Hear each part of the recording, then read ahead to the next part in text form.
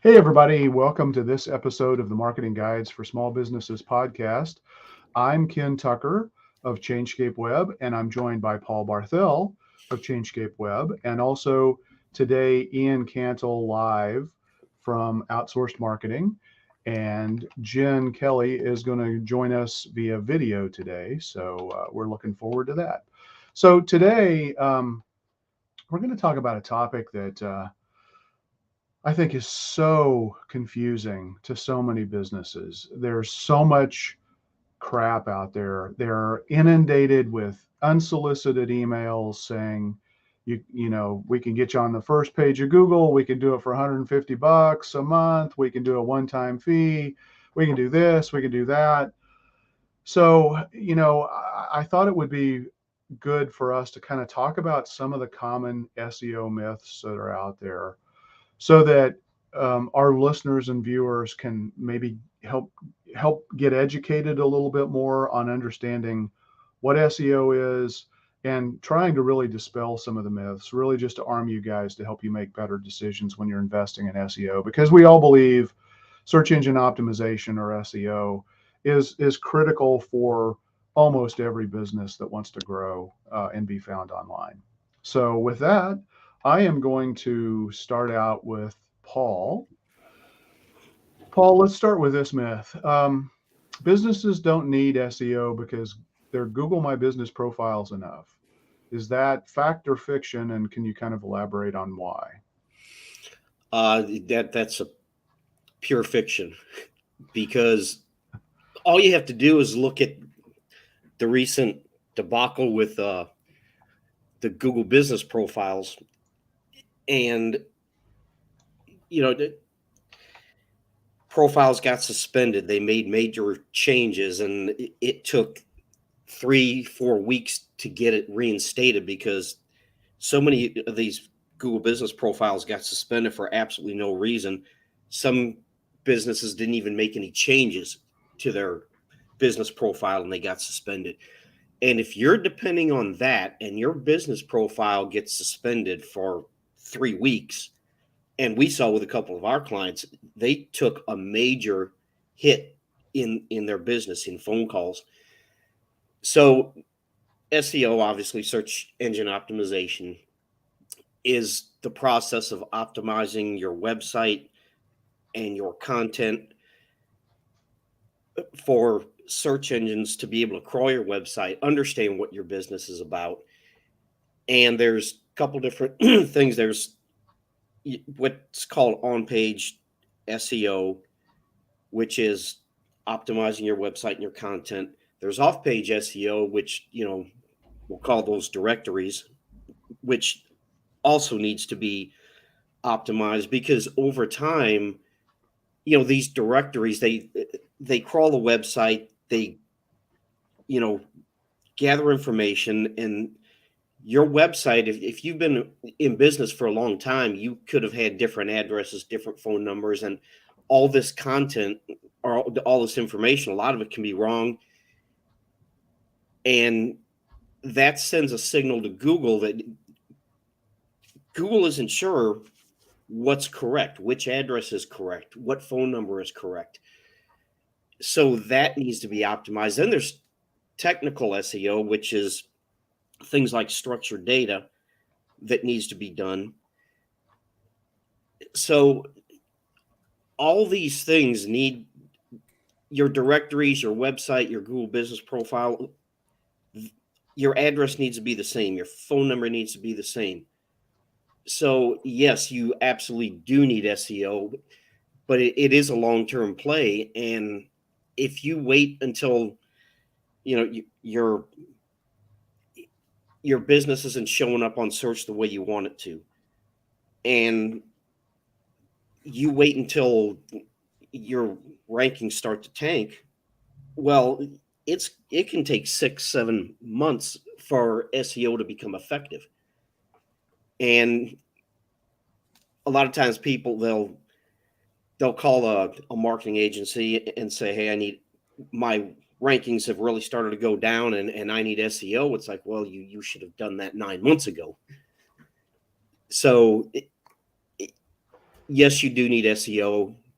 Google My Business or Google Business Profile is not enough because you don't control that. Google controls that, and that's the one thing to remember. I know Ken has talked about this a lot in the past, that the only online property you own is your website. You don't own Google Business Profile. And the other thing, it's free. So Google doesn't put a lot of resources into that because they're not making money, which I don't understand why they don't have a paid version of that. They should. But if you don't control it, you shouldn't depend on that one source. So that's my feelings on that. Yeah. So just to kind of touch base though on a couple of things that you talked about, you talked a lot about SEO and why it's important. I mean, SEO is also, there's a symbiotic relationship between the SEO efforts that you put onto your website and how that is going to help elevate your Google My Business profile as well, right? Oh yeah, it definitely will. Especially if your business information is consistent across the web, which goes back to the directories. And there's ways marketing agencies can help you with that. But yes, if your business profile, I didn't want to go too deep into the weeds here, but there's also interlinking that can be done between Google Business Profile posts and your website, which sends ranking factors to Google. But yes, they do help. They do work together. Yeah. Okay. Yeah, I mean, we can go super deep into the whole Google Business Profile website SEO integration strategies, and maybe we'll do that here in an upcoming episode. I did want to get to some of the other common myths. So don't just rely on your Google Business Profile because it could be taken away. Google can mess with the algorithms. You don't control it. You may not even have access to it, as we've seen, as Paul mentioned. So with Jen, I wanted to know from Jen, what her thoughts are about another common myth, and that is SEO is a one-time thing. So with that, I'm going to play Jen's response to that. A common myth, SEO is a one-time thing. That is a myth. Some of us wish it was true, though, because SEO is a lot of work for sure. So it's a myth because SEO, search engine optimization, it just is an ongoing process. And it's because as you enter into a market for your product or your service, it's a living thing, meaning that the market is living and changing, and there's competition, and there's different competitors, and folks are coming in and going out of business and having sales and changing the market for your product or service, no matter what it is that you sell. So that's an ongoing, lively thing that's happening. The companies that set the rules, the search engines, so let's just talk about Google, they're constantly changing the rules as well. And so you're entering into a dynamic market here, and things are changing. So that's the reason for it. The way to get around that is to, first of all, understand that when you're going out to do SEO and making it part of your marketing strategy, and really taking the time to research what are the words, what are the phrases that are most applicable to your business and most able to have your business win in either the region, the industry, the area that you want to win in. And it's a consistent thing that you have to do. So it's consistently producing content that is properly set up to be SEO'd. And it's not only about the content that you're putting out there. So it's not only about having the keywords in the blog or the article or whatnot. You can't forget the back end. So the metadata, and making sure that's all set up correctly as well. So unfortunately, that myth is wrong. SEO is not a one-time thing.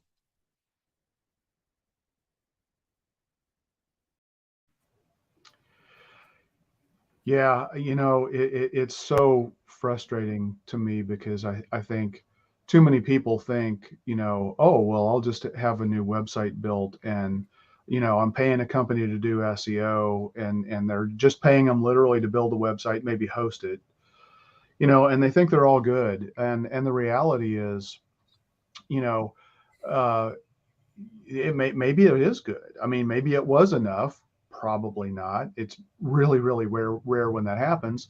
But even if it was, your competitors are going to come along. They're going to make investments. They're going to do things to try to leapfrog you to show up higher in the search results. As Jen mentioned, the search engines are going to change the algorithms. They're going to change the rules from time to time, and you just need to keep after it. And it's a constant thing. And I know you and Paul and I talk about, this stuff a lot.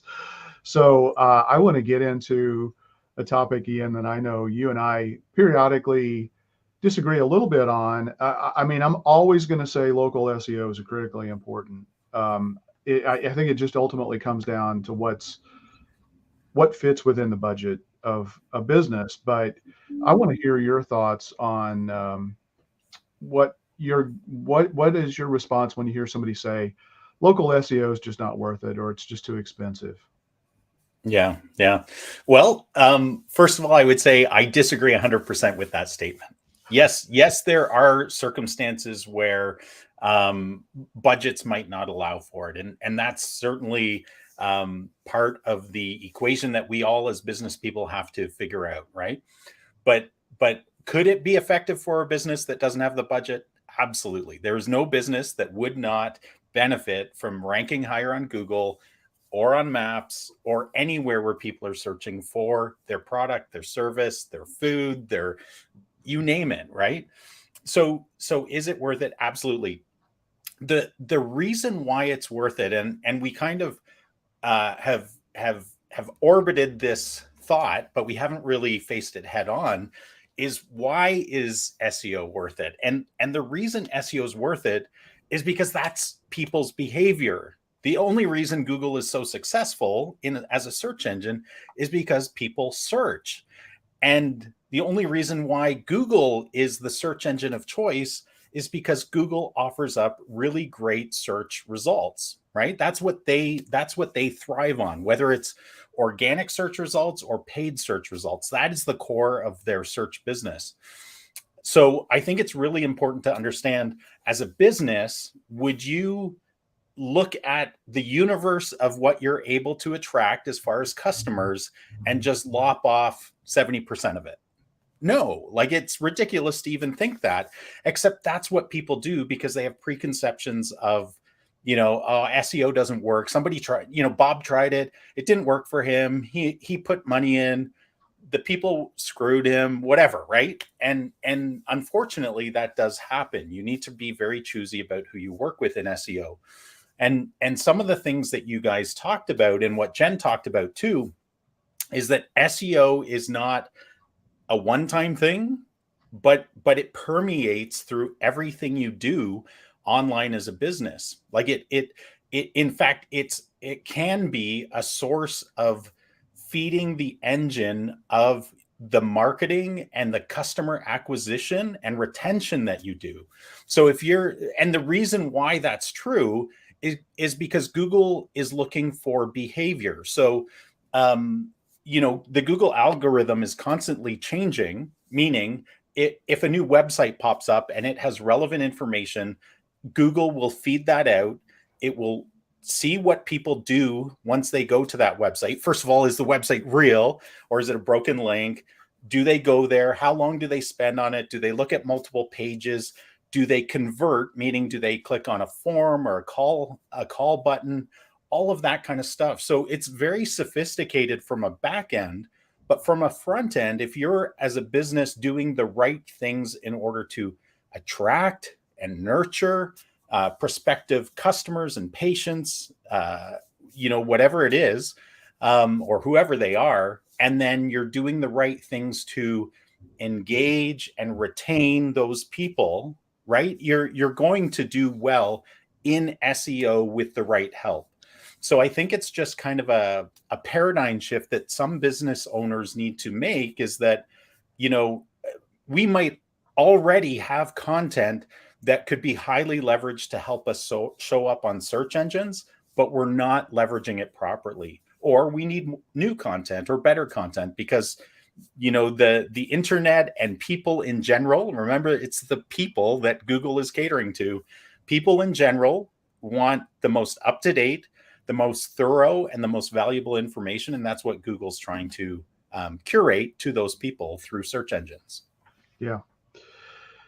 Yeah, I came across a statistic from, I think it was from Moz, was the ultimate source, about search, and what's happening in the world of search. And Google owns the top 3 searched properties, and Yeah. it accounts for 97% of all searches, or 93% of all searches.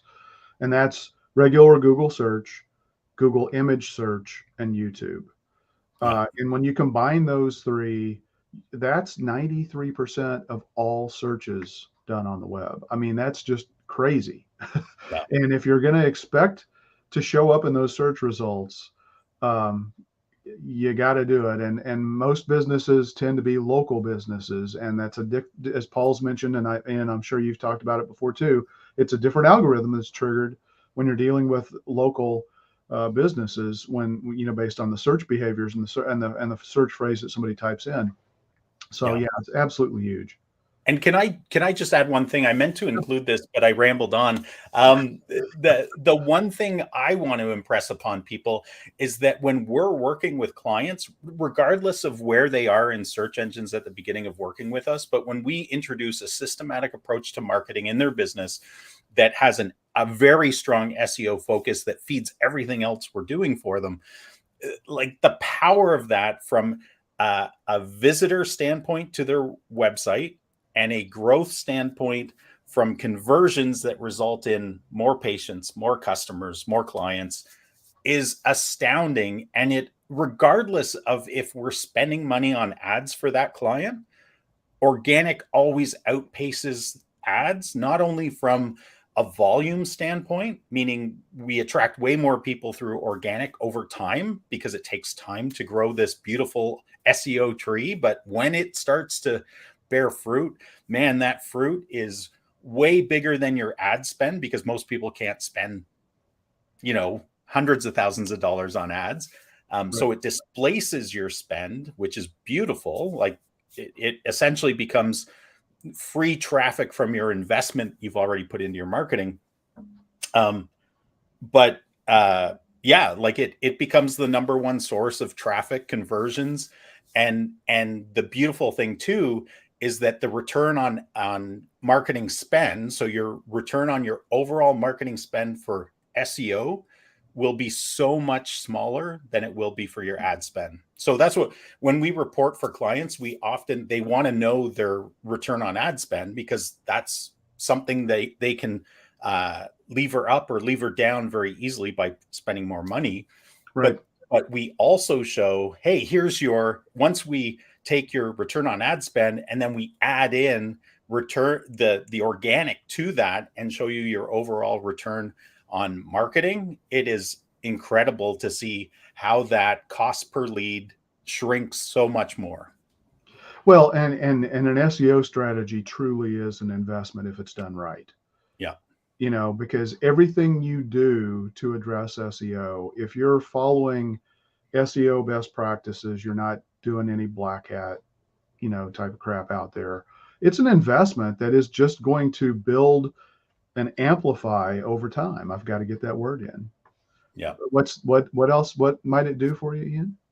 It's wait. What's your awesome term? A force multiplier. There you go. All right, Paul. Here's I don't know if this is a myth per se, but I think it's clearly a big point of confusion, and that is that SEO and rankings are the same thing. Kind of dig into that and unpack that a little bit for us, and talk to us about whether they are or aren't the same thing.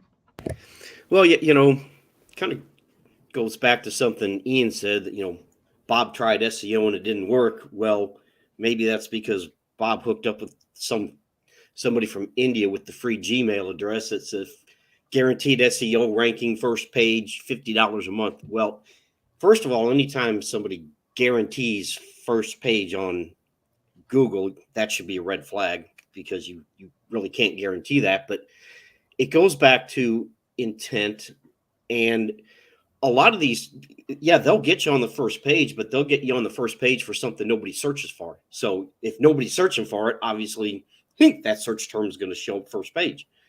But the other thing, I don't know, should I go into search intent and explain what that is a little bit? Sure. So there's 4 types of search intent. So the first one is informational intent. That's obvious. People are just looking for information.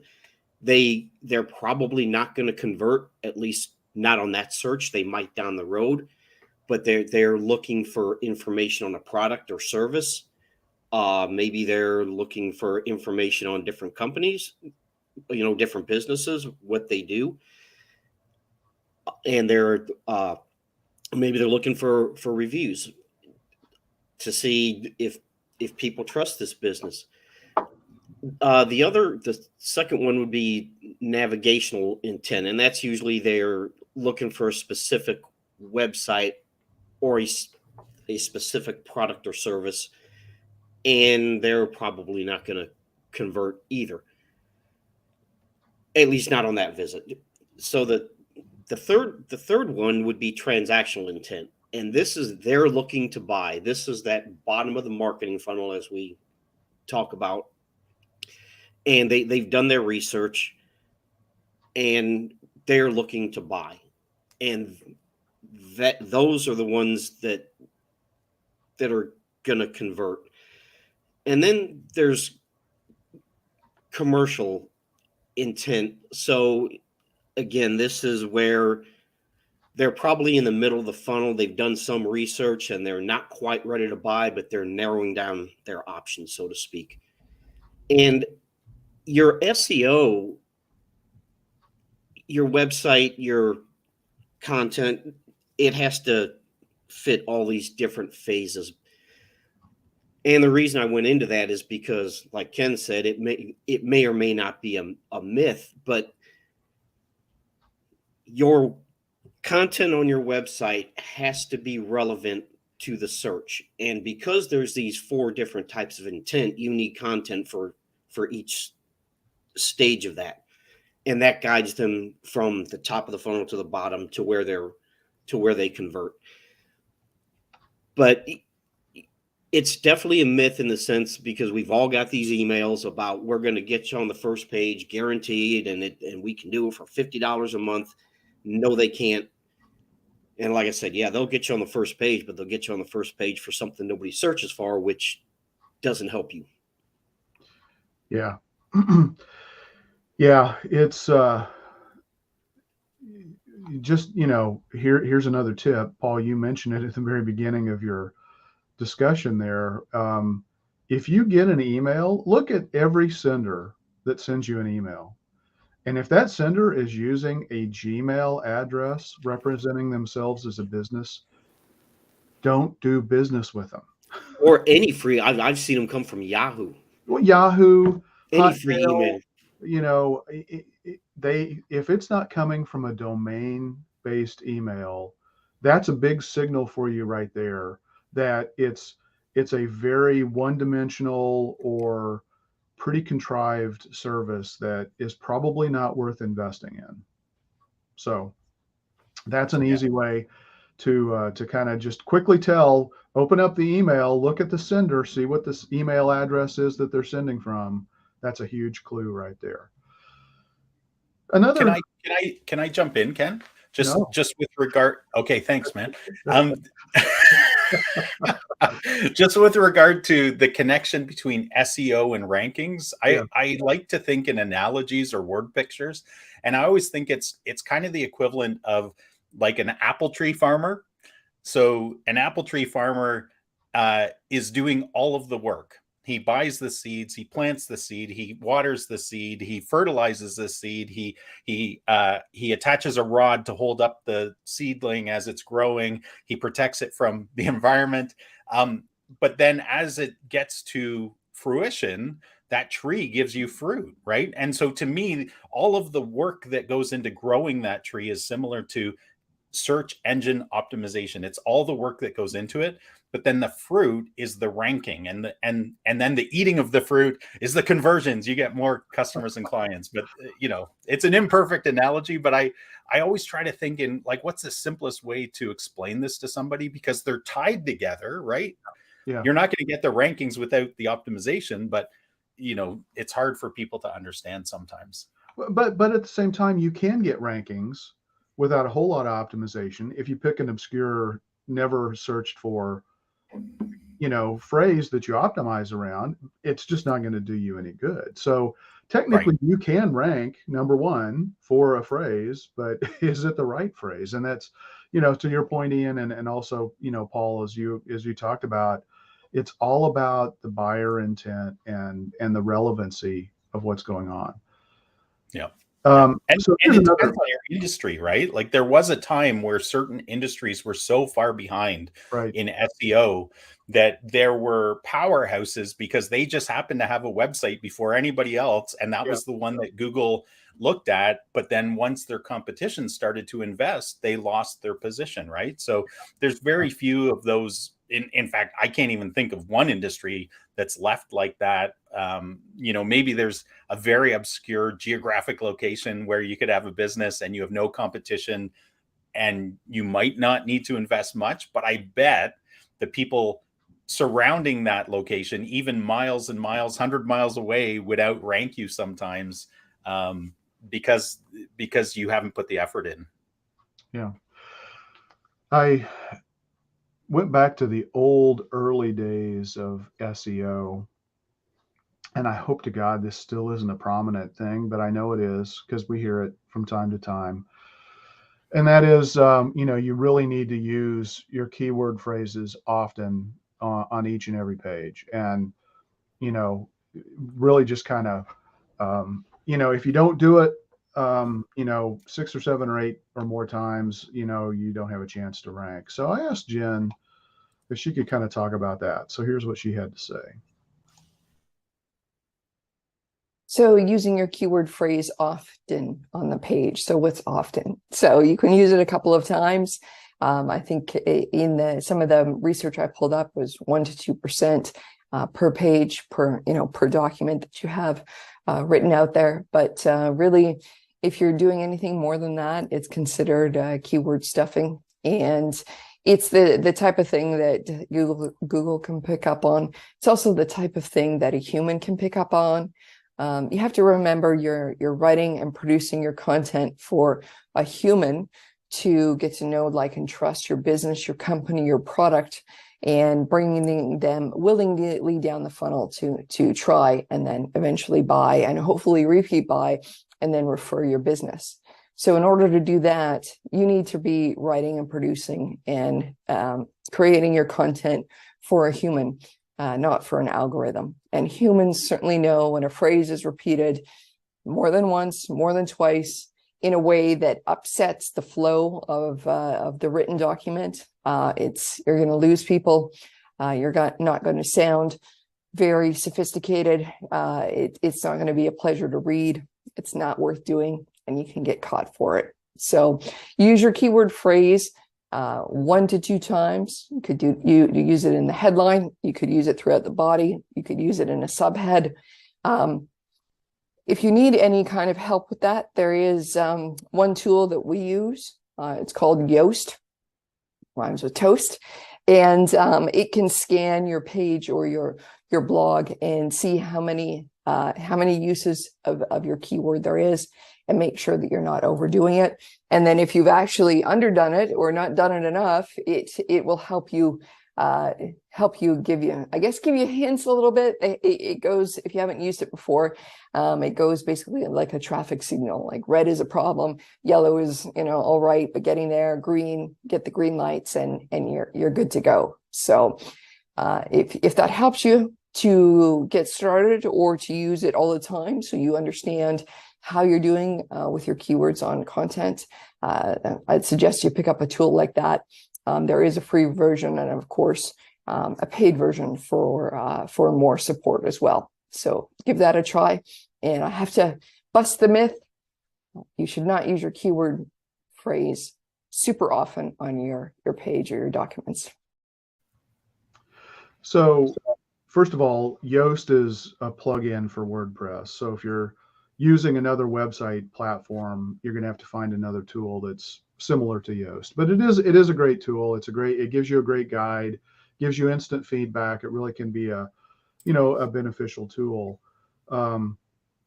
And I like the fact that, Jen is always really good at articulating, that there are really always two audiences for every web page that you create, the humans and the machines, or Google. And you have to write for the humans. And Google, it used to be that Google, in the early, 10 years ago, before the search engines became really sophisticated with their algorithms, you did have to give, a lot of clues to say, use this keyword, here's the keyword, here's the keyword. That hasn't been the case for a very long time. So, we all come across websites that were written 10, 12 years ago. They probably were written in that style. Or 2 years ago. Or, well, that could be too. I hope that's not as prevalent. But one thing that I do also want to just kind of clarify when Jen was talking is that it is really, so I think she was talking about the usage within the body, the body of the copy that is written on the page. You do need to have consistency in the page title and in the meta description, and maybe the H1 or similar phrases and other header tags for the keyword that you're really caring about, trying to get that page to optimize for. But within the body copy itself, you don't want to force it and overuse your keywords. That's where you're going to get into trouble, both from losing readers because they're going to be like, what that doesn't even make sense, and they're going to get distracted. And now you've lost them, and they may just go somewhere else. And the search engines are going to look at that and say, yeah, no. So yeah, and another thing is Google's algorithm gets more and more sophisticated, and that can be a good thing or a bad thing depending on how you look at it. But the concept of keywords as a standalone thing is kind of going away because they're really looking at themes and concepts, and Google can figure out what a page or a blog post is about from the context itself. I'm not saying that keywords don't matter. They do matter to help you, kind of structure your content. But like I said, Google is really looking at themes and concepts more than keywords as a standalone thing. So Ian, that's kind of a good segue to you. So Paul's basically saying that we don't need to use keywords anymore. No, I'm not that extreme, but that is a common thing that I think a lot of people float around out there anymore. Do you go along with the idea? Or, do you kind of agree with what Paul's talking about? No, I actually totally disagree with Paul, and I totally disagree with Jen on some level, because I know I read all the articles. I listen to what Google's pros are talking about as far as how they say keywords don't hold as much weight. And I actually think that's misrepresenting the truth. And here's why. It's true you should not keyword stuff, but you can idea stuff. And I'm not talking about like unnaturally stuffing ideas into your copy. But what Paul said is true, but I think it's also misleading. And here's why. Google's algorithm is getting much smarter, and it is looking at topical ideas and what a blog post or a web page is talking about. But here's the truth. If you're an accountant and you want people to find your accounting page, you're going to have to use the word accountant, accounting, different words that represent accounting. within your copy. And the reason why I'm so passionate about this, and I kind of rail against this idea and why I say it's misrepresenting is because I've actually won clients' businesses where once we get into their website, we see what they were trying to rank for, and we're like, there was no content on that page related to that keyword, that topic, the idea. And of course, I think if I were to rephrase, because I don't think we actually are that far apart, the three of us or the four of us, Right. is that the content on your page has to represent the idea, the higher idea of that keyword. So Google looks at synonyms, they look at topics, they look at ideas. But if you don't introduce that into the page using the words that people are searching for, then you won't get found. Like, it's as simple as that. So that's kind of my soapbox. But no, I think keywords are vital. I think they've just transitioned into, you take your keywords, you build them into a bigger idea of, and make it natural. I think that's the biggest change that Google has done, is it's gone from searching for keywords to searching for the universe or the topical universe of that idea, the thing that people are searching for. So to me, it's still the same thing. It's just, you just have to do it naturally, which you should have always been doing. Keyword stuffing was a fool's play at trying to win a game that, was easily shut down by Google. I think it's, Paul, I'll give you an answer here, an opportunity to respond here in just a second. Well, go ahead. Well, I think Ian just said the same thing I did in a different way. I just want to be really clear, though, because we say that keyword, like I hear it all the time, Paul, in the industry, like, oh, keywords don't matter. Oh, here's another blog article. Here's another news item. Keywords don't matter. Google says keywords don't matter. It's not true. Well, no, I'm not saying keywords don't matter, and I don't think Google's saying that. They do, though. If you write an article about, like, okay, you used accountants, how are you going to write an article about that topic without using that word? And yet I've seen people do it because they do it so short, and they don't think about what is the search intent of the people looking for it. Well, I agree with that, but that also goes back to thin content. If you write a 100-word article, you can probably try to write about something and not use any of those keywords. I'm not saying keywords don't matter at all and that you shouldn't use them. I'm saying that Google looks at more than that. And I agree. Ken said 10 years ago, keyword stuffing actually worked. Yeah. Yep. It actually did. Now it can get you penalized. So I actually agree with you more than you probably think. But like I said, I'm just saying that Google looks at a lot more than just keywords now. They're looking at topics and content and relevance. And they're also looking at relevance. I don't want to go into the weeds about internal linking here, but they're also looking at relevance between the different articles on your website as well. Yeah, it's all about relevance. So here's where I still battle against the thought of keyword. I know we've gotten away from that a little bit, that keywords don't matter. I think we all agree that they do. But here's the thing.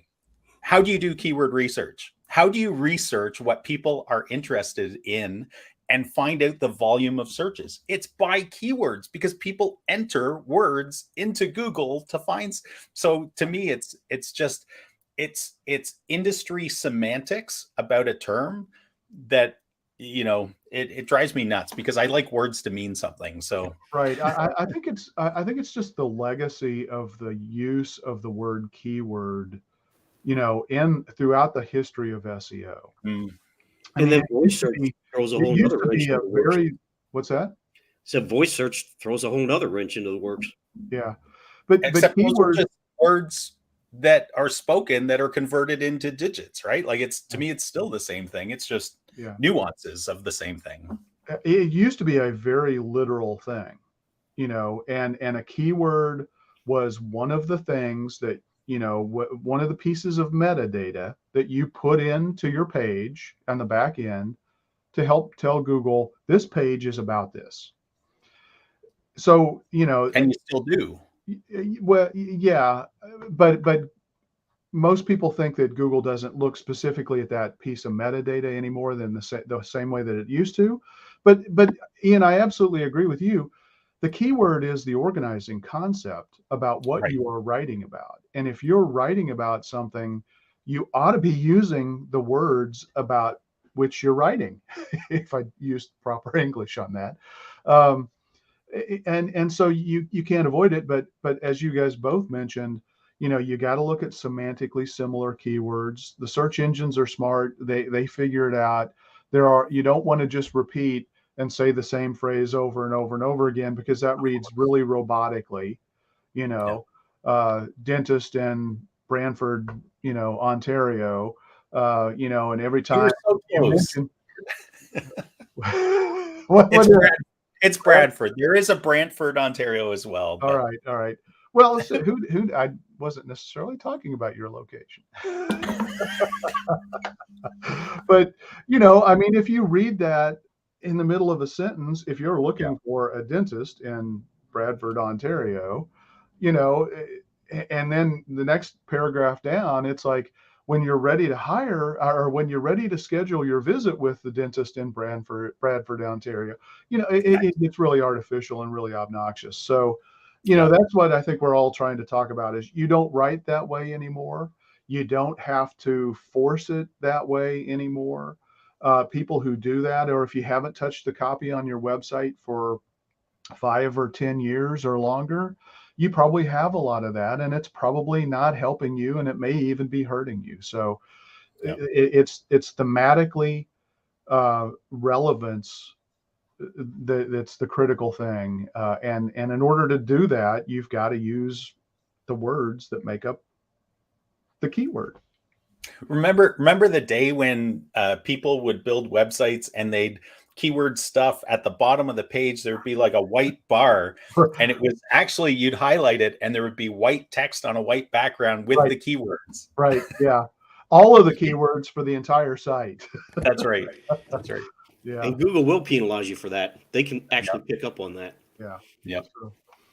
So Paul, here's another myth that we come across a lot, and this one really just breaks my heart, because people are paying good money for this stuff and they're thinking they're getting SEO benefit, and they're not. And that is syndicated content.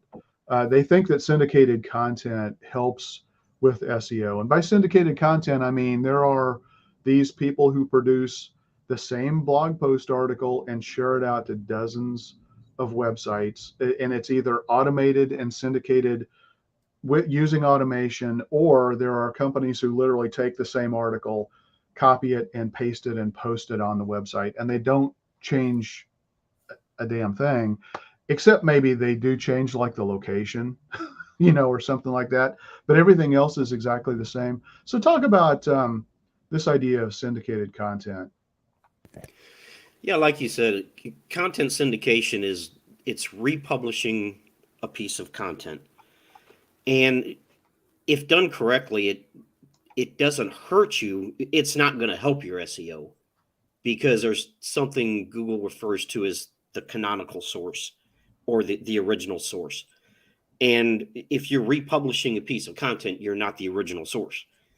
So you're not going to, from a search engine perspective, you're not going to get credit for that.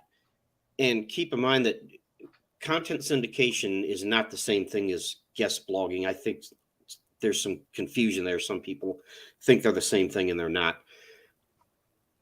So if you share a piece of content or republish a piece of content and you give credit back to the original source, Google won't penalize you for that.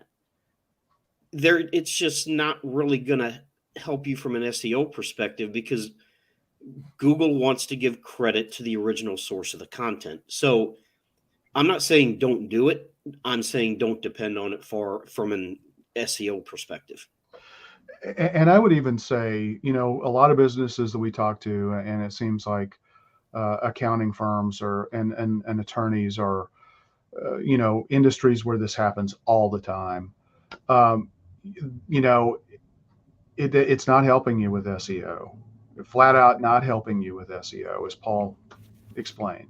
Yeah, it's not helping you with SEO, but it can be beneficial to your client. Like if you're an accountant and someone or a tax attorney, and there's a piece of content out there that talks about something important to your clients, and you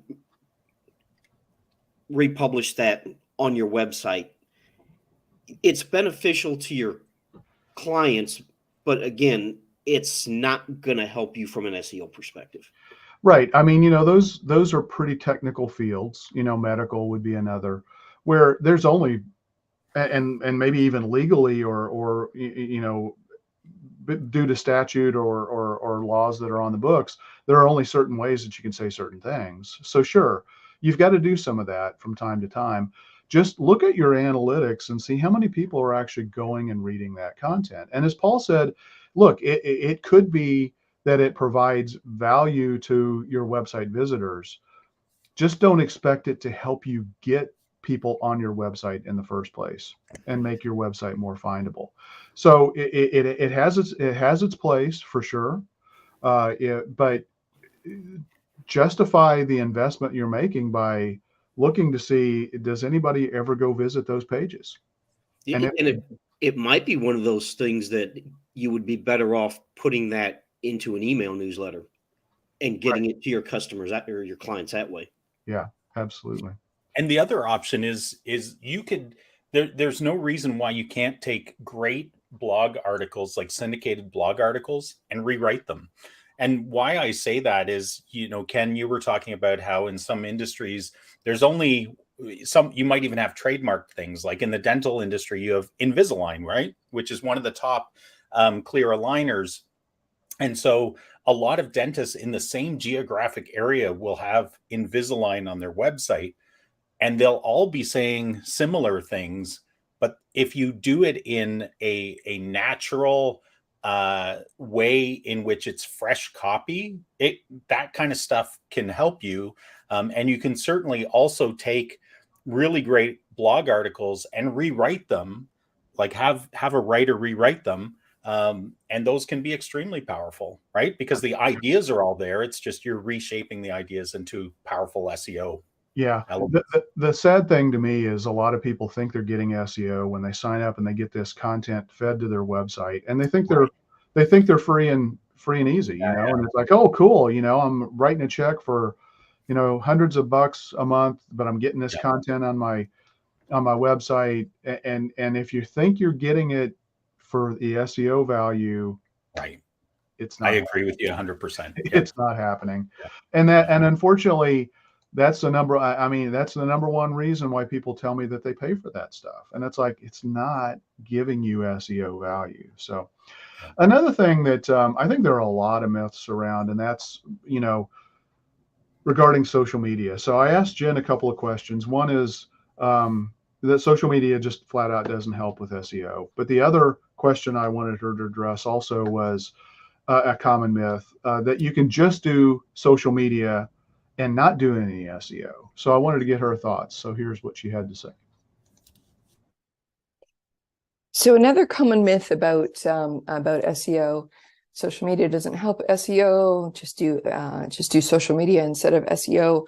Well, before getting into the nitty-gritty on that comes down to the age-old warning about building your castle on rented land.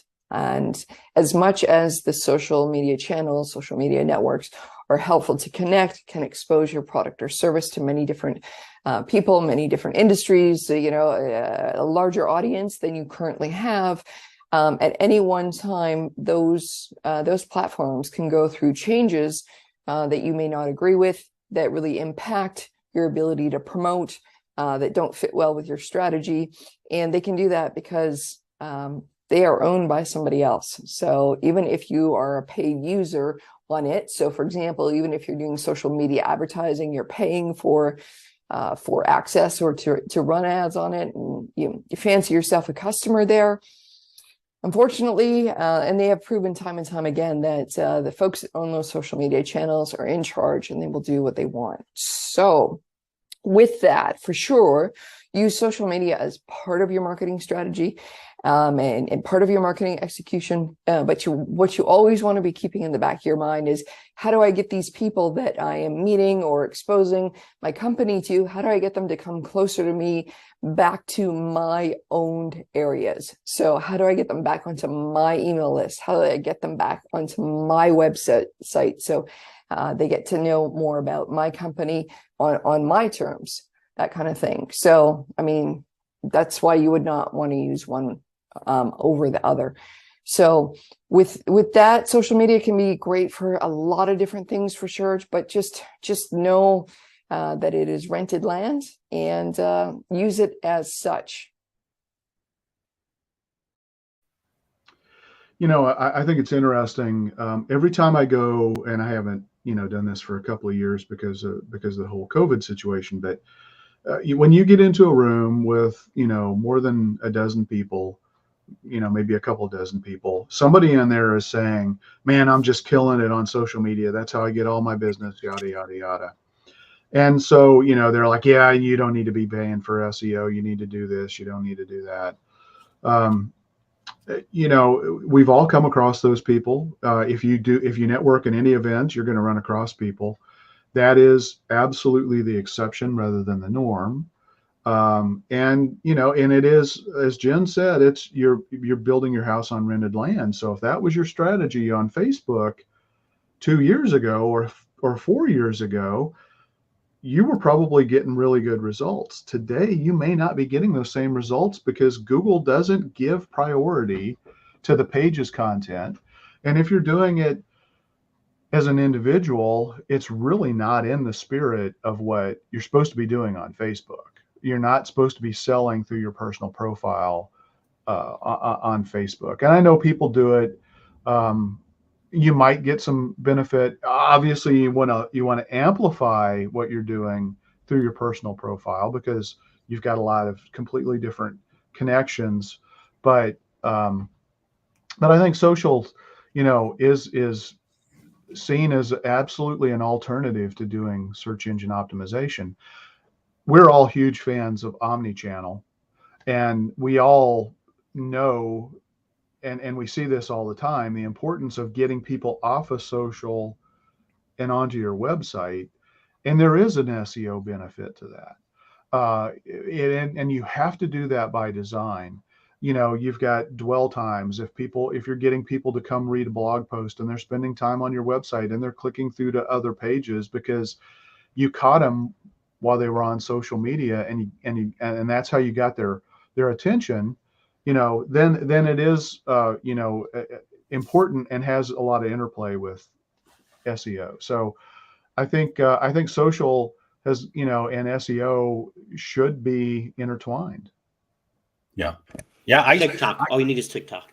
The one thing I do see that does work on social, it not to replace SEO at all. In fact, the people that I see doing it well are usually people already investing in SEO, but is generating enough goodwill with people that they're getting referrals through social media, the social media channels. So you're just, part of that is your overall marketing strategy. Part of it is sharing content of value, which is an SEO strategy anyways, because usually the content you share is SEO optimized content from your website, right? So I think they can go hand in hand, but I would never see social replacing SEO, because one is a qualified searcher buyer, which is SEO, because they're searching for you. They came to your webpage because you rank for that.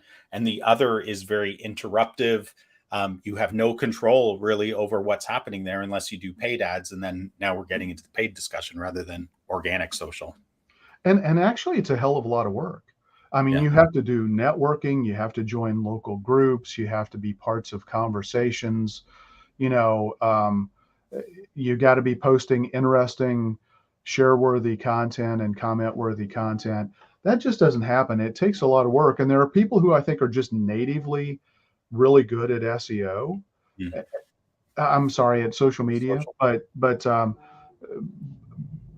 it still takes a lot of work, even if a lot of people make it, not a lot of people, but some of the people make it look pretty easy and seamless. Yeah. So Ian, that does kind of lead to another question here that I wanted to ask you, another myth that I'm starting to hear a lot from a lot of marketing companies, and that's that SEO is just not as important as it used to be. You got TikTok that's come onto the scene. It's taking up, and it is now the site that people spend the most time on. Um, Google is doing things to where you can't even see the organic search results because it's putting ads at the top, and then it's putting Google Maps at the top, which is fed by your Google business profile. And then you have to scroll to even be able to see organic. And then when you see the organic, you got an article from some industry related aggregator. It could be Yelp across the board. It could be a specific industry player like avo.com or Angie or something like that, where they write a top 10 list. So a lot of people have become really, I mean, their flippant answer is SEO is just not important as it used to be. What are your thoughts on that? Lies. Let me be clear, people. That is a lie. And here's why I know that. Because we have a lot. Oh, absolutely. We have enough clients that we're looking at the data every day, every week, every month. We're reporting on it. Paid advertising. So just to lump them into two easy buckets for people to understand. Paid advertising is getting more and more expensive. It's really well documented. In fact, after COVID, a lot of people jumped on the digital marketing bandwagon, and the quickest, easiest way to do that is to pay for advertising. A lot of industries are now seeing cost per clicks going up pretty dramatically. We see it with our clients. Does it still work? Of course it still works. On the organic bucket, I like to make it very simple for people to understand it.